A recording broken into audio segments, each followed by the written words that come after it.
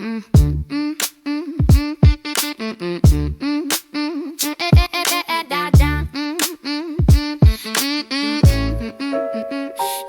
our hero Helen, brave and bold, decided that her junk must go.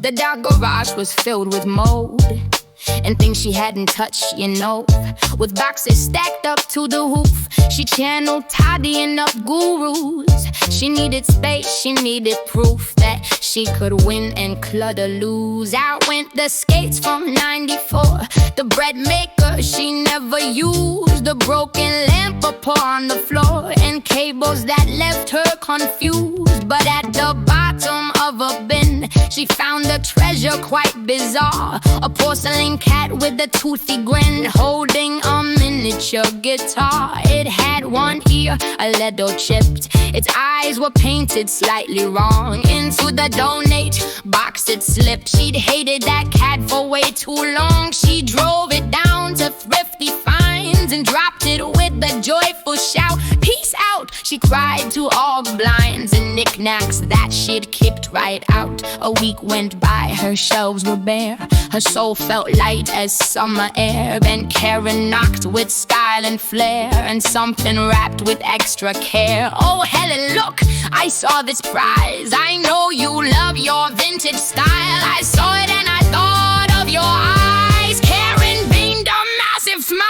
Helen unwrapped the crinkled paper, her heart began a heavy thud. Her dreams of space began to vapor. Her name was officially mud for staring back with toothy glee. The cat had made a swift return. It's perfect hell, now don't you see? It's what your mantelpiece should yearn. I know you have one just like this. Karen chirped with pride so sweet, I thought a gift she shouldn't miss. Now the set is quite complete. They'll make the perfect heavy ends to hold your cookbooks in a row. I'm glad we are such soulful friends. I knew you'd love it, don't you know? Helen choked back a startled gasp. The thrifty price tag still was there, a 5-cent sticker in Karen's grasp.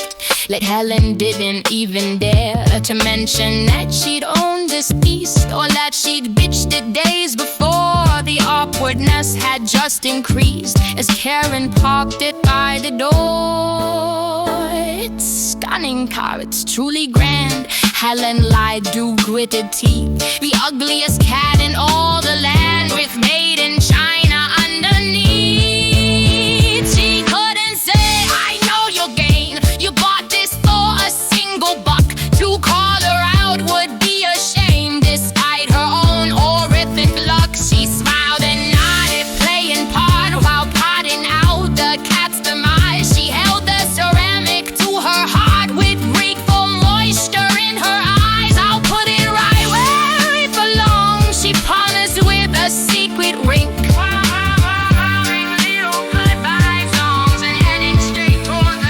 The moment Helen's car pulled out and taillights faded down the street, Helen didn't pause or doubt. She moved with frenzy, fast and fleet. The cat went back into a bag. The book and dream was officially dead. She didn't want to boast or brag, but she was 10 steps far ahead. Back to the thrift store once again, the porcelain feline took a ride. It's a cycle that will never end. With